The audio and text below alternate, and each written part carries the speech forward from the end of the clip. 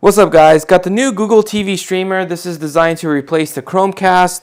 I will be unboxing this and I'll review it, and I will make a separate video comparing this to the Apple TV 4K, the Roku Ultra, and the Fire TV Cube as well, since I have the latest versions of those as well.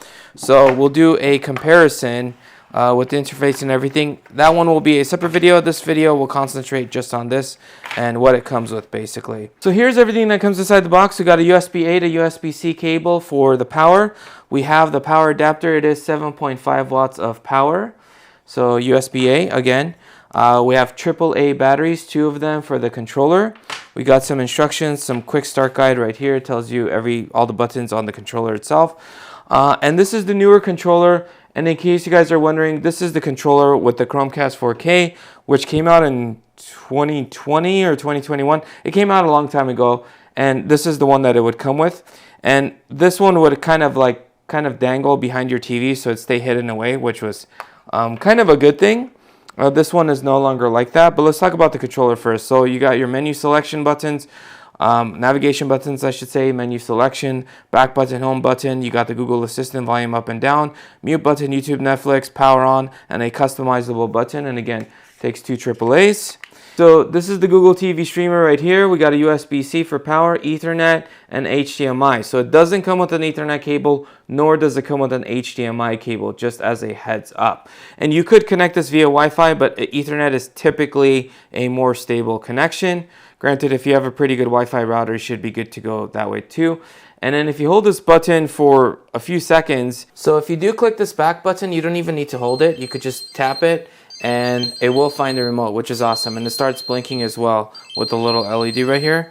But it's a very, very useful feature because, you know, the remote does get lost every now and then. Alright guys, so I set this thing up and we'll go over the interface. I'll do an internet speed test on Ethernet and on Wi-Fi, and I'll show you guys some of the settings. So we'll start off with the interface. You got 4 main sections. You got the For You section, the Life section, the apps, and the library. Okay, so the For You section, this is the main place where kind of everything is jumbled together, and it kind of shows you a lot of shows and movies from different places. So for example, and let me actually scroll real fast just so you guys can see how fast and smooth the interface is, because it's pretty smooth and it's pretty fast. Okay, so comedies, this seems like a good one. Okay, so as you guys can see, so this one's on Tubi TV, this one's on Prime, and then we got Max, we got Netflix, and then back to Prime. So if you have subscriptions to this stuff, for example, like I have a subscription to Prime, and let's just do the Paw Patrol. So I have a subscription to Prime, so I could just click on this and press Watch Now, and it will take me to Prime. It's probably going to ask me to pick my profile. So there it is. And then it's gonna play it basically. And I'm showing all of this in real time just so you guys get a sense of how fast or how slow it loads, depending on what you're looking at. So, and the internet speeds do make a difference. So I do have the faster internet speeds. So as you guys can see, it does load pretty quickly. And I fast forward. There was a little bit of a lag, but generally it's pretty fast. Now Netflix is even faster. So if I click the Netflix button on the remote, and which the shortcut button takes me to Netflix. This is a shorter thing, but it loads super fast. So Netflix is super fast. This thing is pretty much instant. And Max is okay. So if I find, okay, this is on Max, so SpongeBob, we'll click on this. And again, I have subscriptions to this stuff. That's why it's going here. So with Max, I'm going to hold this and press it again, just to show you guys. And I'm like, okay, I'm going to press play. So this one was pretty fast. So Max loaded, I felt like Max loaded faster than Prime.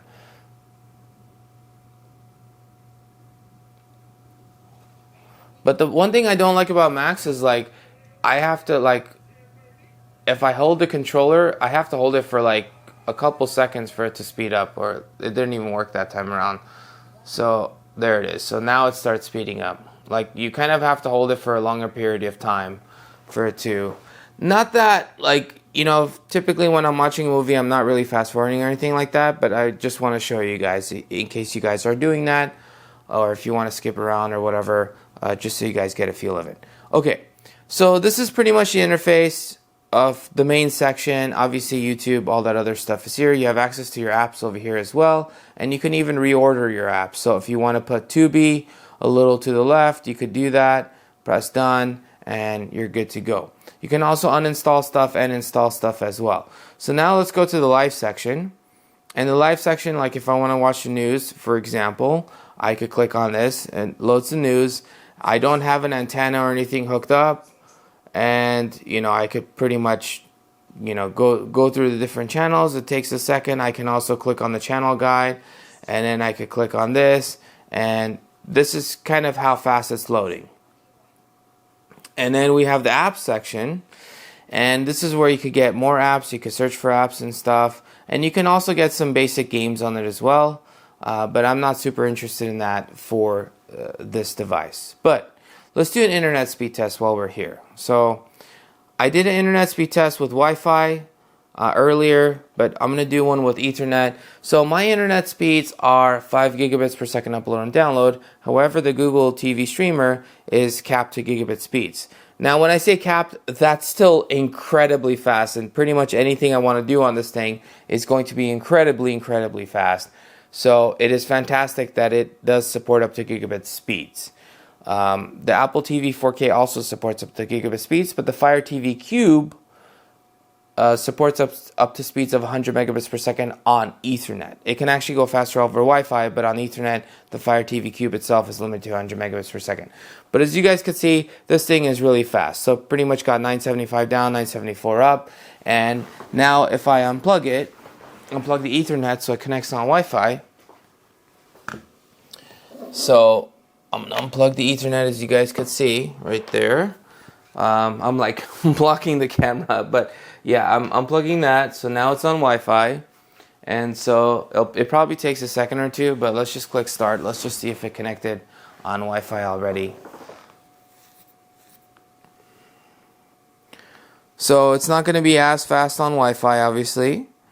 But I am running a very fast router. I have the Netgear Orbi 970, which is a very, very fast router. And in fact, with some Wi-Fi devices like the Samsung Galaxy S24 Ultra and the OnePlus 12, I can get over 3 gigabits per second on the download speeds for the internet speeds. So it's a very, very fast router, and it's not too far away from this device. But obviously not as fast, but still these speeds are very, very fast, and for watching 4K content, these speeds are more than fast enough to handle that. Okay, so there's the internet speeds. You guys know about the reorganizing. I showed that. Library, this is movies that I purchased from, I think it was originally from YouTube Library, but essentially your account from your library, if you've purchased movies, it will show up here. So I have 2 right there. And let's just jump into the settings section. And I'll also show you guys one other thing. In fact, before we go into the settings, I want to show you guys something. So if you're, because this is a Google device, if you're searching for something, it's kind of going to prioritize Google. For example, if I'm searching for Top Gun Maverick, I've purchased this movie on Prime Video, but over here it says, oh, there's 3 ways to watch, either on Paramount Plus, or you could rent it from Google or buy it from Google. However, if I actually go to the Prime Video app, I can actually search for it. So if I search for top, okay, so there it is. Okay, so it showed up, and because I've purchased this, I can click, I can watch the movie, I can click resume, and the movie will come up. And there's that second of lag right there initially. So I have access to it, but yeah, like if you've purchased something and it's not available for free for everyone, it's not going to show up. Where, for example, if I search for Kickboxer, now Kickboxer will show up, and it will, so if I click on this, it's going to say 9 ways to watch, and Prime Video is right here. And I think the reason why it does this is because it's available on Prime. If you have a Prime subscription, it's available to you. That's why it shows up, because it's kind of on that list of free movies for Prime, whereas the Top Gun Maverick is not on that list, but even though I purchased it separately. So I wanted to make that point, but at the same time, if I'm searching for something like Slow Horses, and that's only available on Apple, it's going to find that on Apple, and I could click, press play. Obviously, I have Apple TV subscription as well, and then it'll start playing the content, as you guys could see. So, but if you have a lot of stuff on Amazon, like most of my movies are on Amazon, it's kind of more, it's going to more prioritize Google stuff. It will still find stuff on Amazon. I can still open up the Prime Video app, but just know when you're searching for something, maybe you bought this movie 4 years ago and you forgot, and you're searching for it, and it might not show up. So just keep that in mind because of the ecosystem. All right, so with that, let me show you guys the settings real quick.